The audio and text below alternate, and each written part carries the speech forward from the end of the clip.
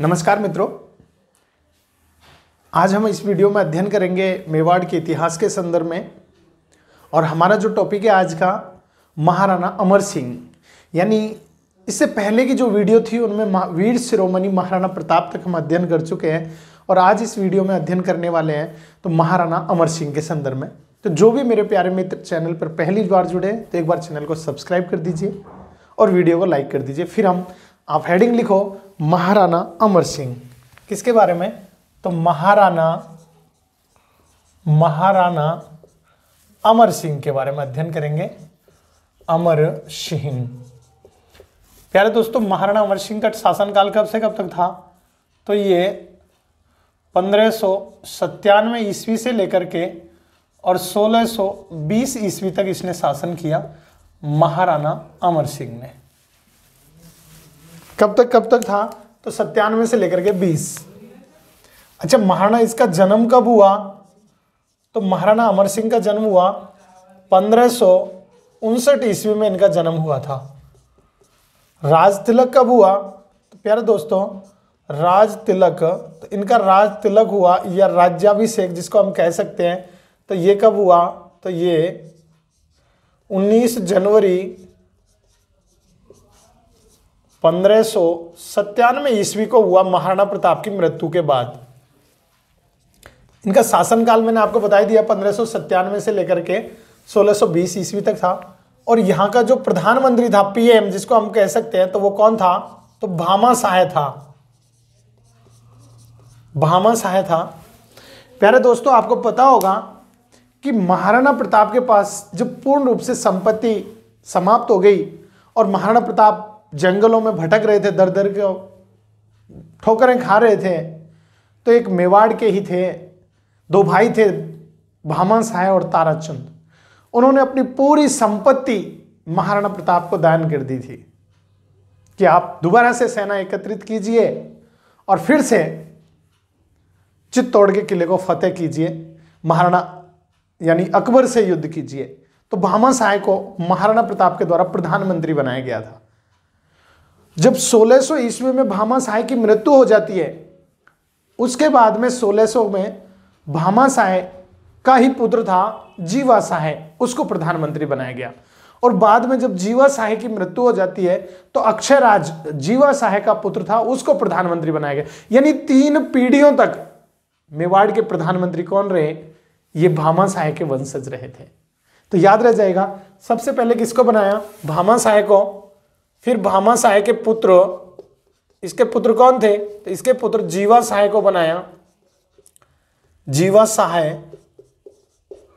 और बाद में इसके भी पुत्र, इसके पुत्र कौन थे? तो इसका पुत्र अक्षयराज, अक्षयराज। यानी पहला इसको बनाया, दूसरे नंबर पे जीवाशाह को और थर्ड नंबर पे अक्षयराज। यानी 3 पीढ़ियों तक भामाशाह के वंशज थे, वो मेवाड़ के प्रधानमंत्री रहे। जब अमर सिंह का शासनकाल था, इस समय 1600 ईस्वी में सलीम, जिसको बाद में जब शासक बना तो जहांगीर के नाम से जाना जाता है, सलीम ने 1600 ईस्वी में मेवाड़ पर आक्रमण कर दिया। तो किसने? तो ये अकबर का ही पुत्र था, कौन? सलीम, या हम कह सकते हैं जहांगीर। तो कौन सी ईस्वी में किया? तो प्यारे दोस्तों, सलीम ने 1600 ईस्वी में किया। 1600 ईस्वी में सलीम का मेवाड़ पर आक्रमण। तो सलीम ने मेवाड़ पर क्या कर दिया? आक्रमण कर दिया। और सलीम ने किस किस को जीत लिया? तो सलीम ने एक तो यहां पे मांडल को, इसके अलावा बागौर को, मांडल, बागौर, मोही, मदोरिया व ऊंटाला पे अधिकार कर लिया। किस पर? ऊंटाला। इसमें थाने स्थापित कर दिए। इसने क्या कर दिए? थाने स्थापित कर दिए। थाने स्थापित कर दिए किसने? सलीम ने। यानी कौन कौन को? तो एक तो मंडल को, बागौर में, ऊंटाला में, मोही में और मदोरिया में, यहां पे इनको विजित किया और यहां पे मुगल थाने स्थापित कर दिए थे सलीम के द्वारा। इधर क्या होता है कि मेवाड़ की राजनीति में उसी समय थोड़ा सा उथल पुथल हो जाता है। यानी हरावल सेना को लेकर के चूड़ावतों के बीच में और सक्तावतों के बीच में झगड़ा हो जाता है, विवाद हो जाता है। यानी हरावल सेना कहते किसको है, यानी जब सेना युद्ध लड़ने जाती है तो सबसे जो फर्स्ट पंक्ति में जो सेना के सिपाही युद्ध लड़ते हैं वो हरावल सेना के होते हैं। तो मेवाड़ की हरावल सेना में लड़ने का जो अधिकार था वो चूड़ावतों के पास था। हमेशा चूड़ावत के जो वंशज थे चूड़ा के वो ही लड़ते थे, यानी सलूम्बर जो ठिकाने के थे वो लड़ते थे। लेकिन महाराणा अमर सिंह के समय आकर के सक्तावतों का प्रभाव ज्यादा बढ़ गया। तो सक्तावत चाहते थे कि हम आगे से हरावल सेना में लड़ेंगे, इधर चूड़ावत चाहते थे कि हरावल सेना पर हमारी अधिकार होना चाहिए। तो महाराणा अमर सिंह ने जो शासक थे इन्होंने एक कंडीशन रख दी कि जो ऊंटाला का किला है, कौन सा किला, ऊंटाला का किला, जिसको सलीम के द्वारा विजित किया गया है, तो इस ऊंटाला के किले को जो भी फतेह करेगा, जो इसके अंदर पहले एंट्री करेगा, चाहे चूड़ावत हो चाहे सक्तावत, उसी को आगे से हरावल सेना में लड़ने का अधिकार दिया जाएगा। इधर चूड़ावतों की सेना वहां पर तैयार होकर और ऊंटाला के पे आक्रमण करने के लिए तैयार हो गई, इधर सक्तावतों की सेना तैयार हो गई। तो जब दोनों की सेना तैयार हो गई और दोनों की सेनाएं कहां पे, ऊंटाला पे पहुंचना चालू कर दी। इधर सक्तावत जो थे इसका रास्ता जानते थे तो वो पहले पहुंच गए वहां पे, और जो चूड़ावत थे उनको रास्ता मालूम नहीं था, लेकिन जैसे तैसे भटक करके पूछते पाछते वो भी ऊंटाला पहुंच गए। सक्तावतों का जो था वो था शक्ति सिंह करके था, जिसके नेतृत्व में था, और उसका पुत्र जिसका नाम था बल्लू था। इधर चूड़ावतों में रावत जैत सिंह और एक रावत दूधा, ये दोनों के नेतृत्व में सेना वहां पे पहुंची। तो किस किस के नेतृत्व में, तो मैं यहां आपको बता देता हूं किस पर अधिकार।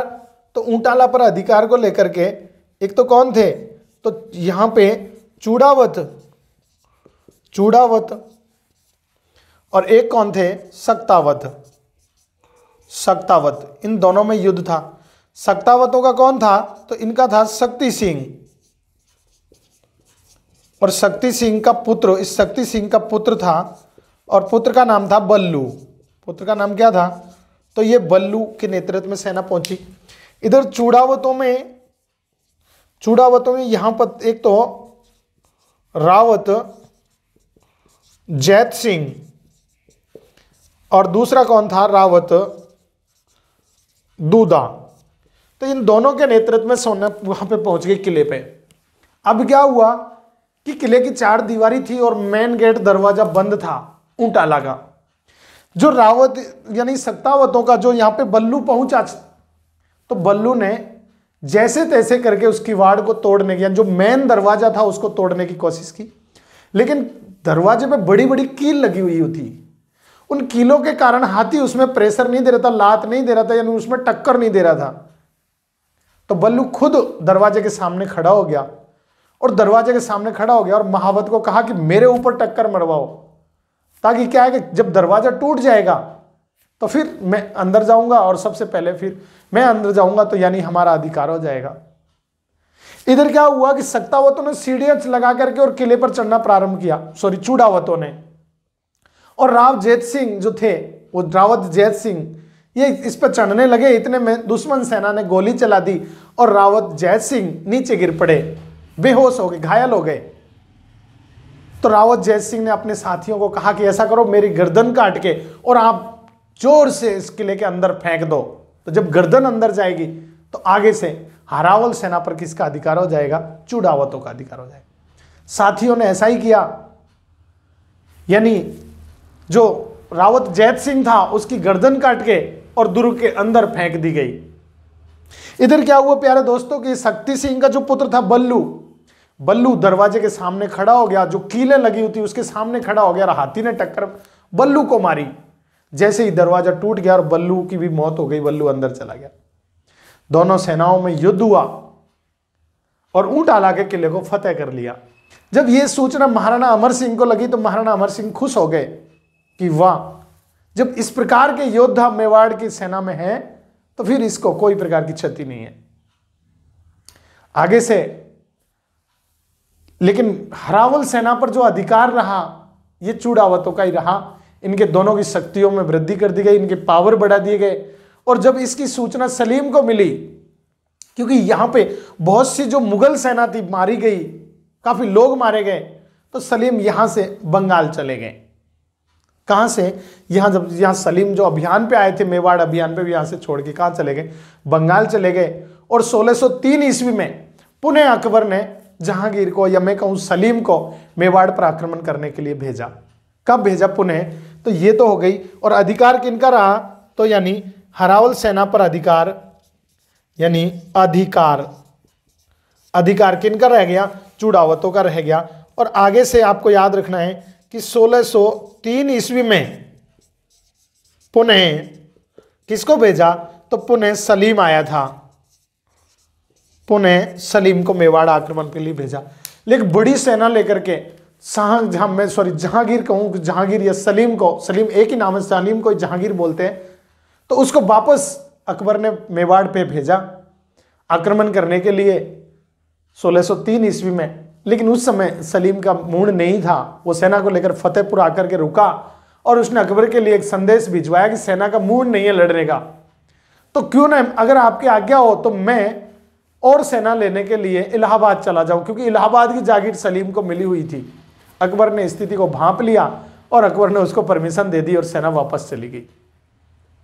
इसके बाद में प्यारे दोस्तों 1605 ईस्वी में पुनः मेवाड़ पे मुगलों का आक्रमण हुआ, और वो शहजादा परवेज के नेतृत्व में हुआ था।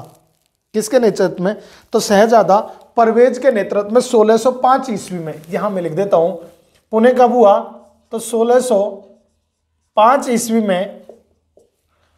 किसके नेतृत्व में? शहजादा परवेज,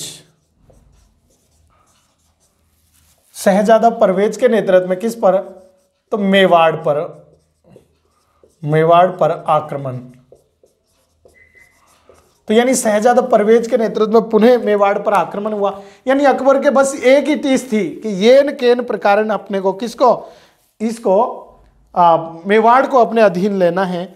और फिर यहां पे जब ये शहजादा परवेज का आक्रमण हुआ तो शहजादा परवेज ने किस किस पर? तो ये ऊंटाला को पुनः जीत लिया, ऊंटाला और एक देवारी पर अधिकार कर लिया।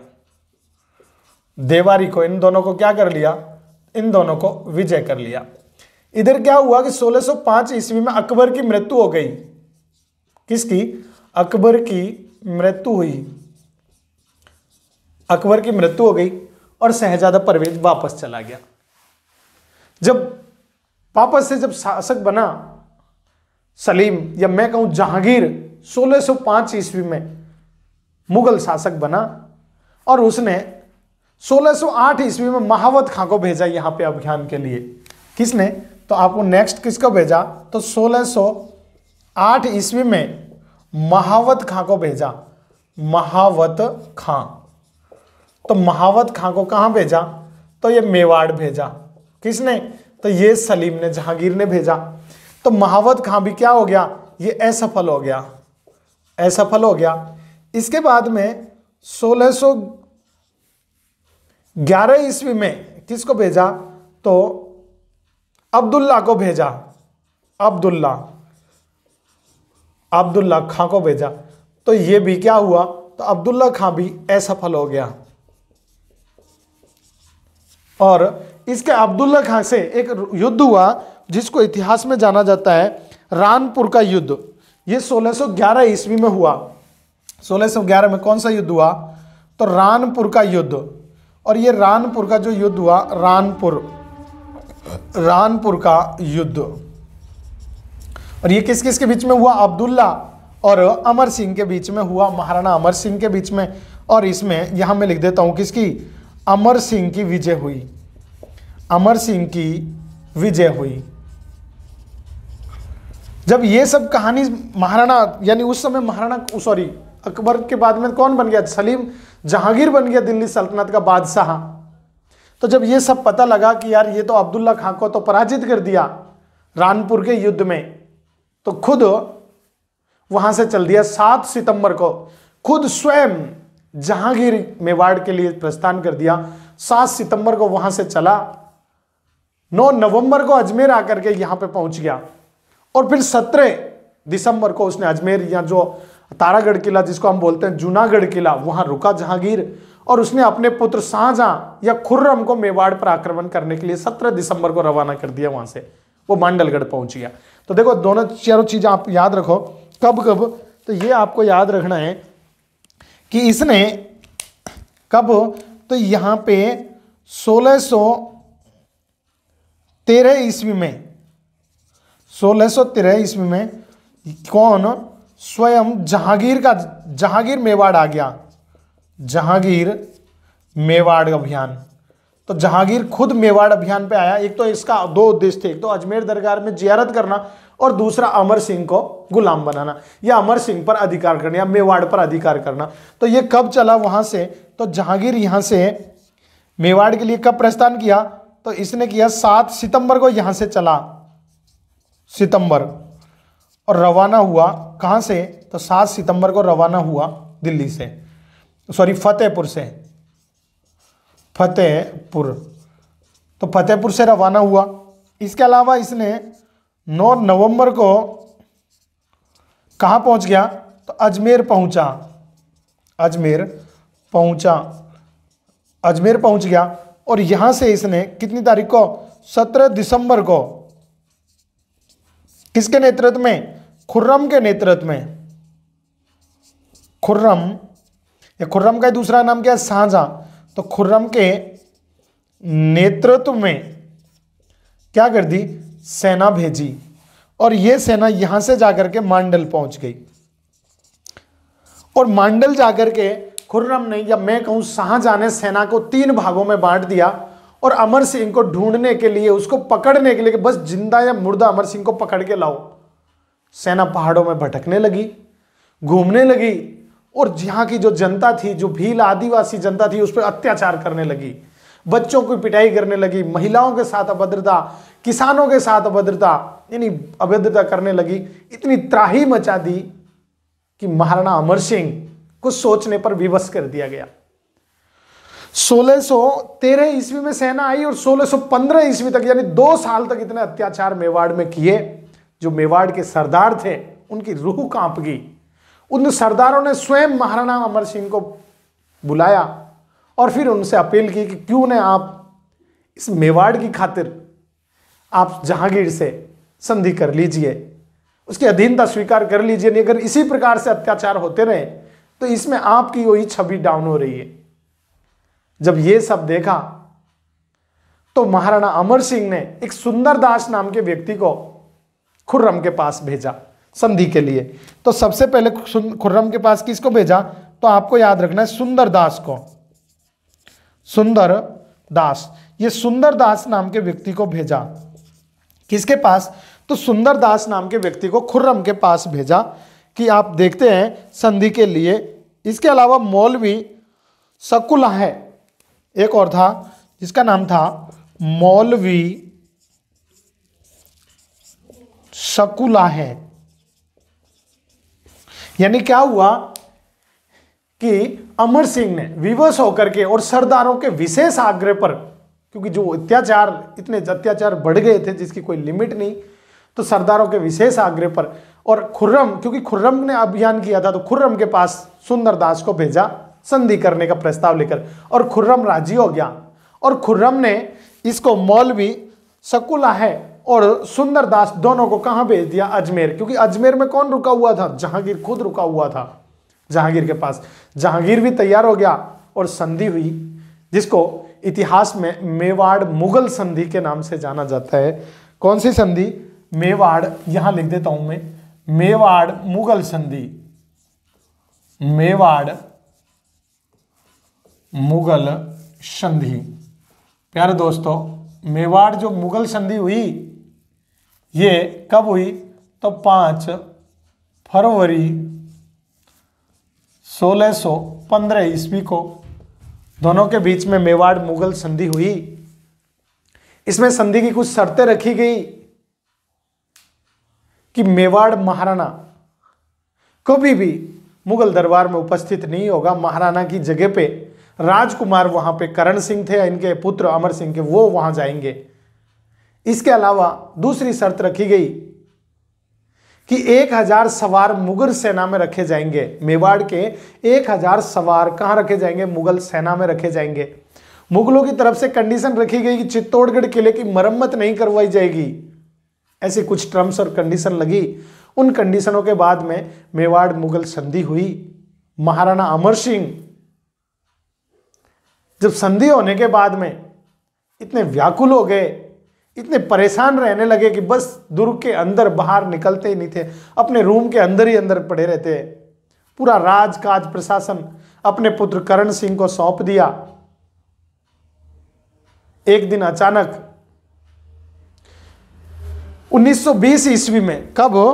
1920 ईस्वी में, और 26 जनवरी 1920 ईस्वी को महाराणा अमर सिंह की मृत्यु हो गई। कब? 26 जनवरी 1920 ईस्वी को किसकी? अमर सिंह, महाराणा अमर सिंह की क्या हो गई? 26 जनवरी को मृत्यु हो गई। अमर सिंह को मृत्यु, और इसका जो दाह संस्कार था मृत्यु के बाद, तो कौन सा संस्कार? तो दाह संस्कार। तो यह दाह संस्कार किया गया आहड़ में, और यहीं पर इसकी क्या बनी हुई है? तो यहां पे इसकी छतरी बनी हुई है, क्योंकि इससे पहले जो दाह संस्कार किया जाता था वो यहां नहीं किया जाता। तो आहड़ में पहले मेवाड़ शासक का दाह संस्कार किया, और अमर सिंह से लेकर के बाद के सभी शासकों का दाह संस्कार कहां पे होता था? आहड़ में होता था। तो आपको याद रखना है किससे? अमर सिंह के बाद के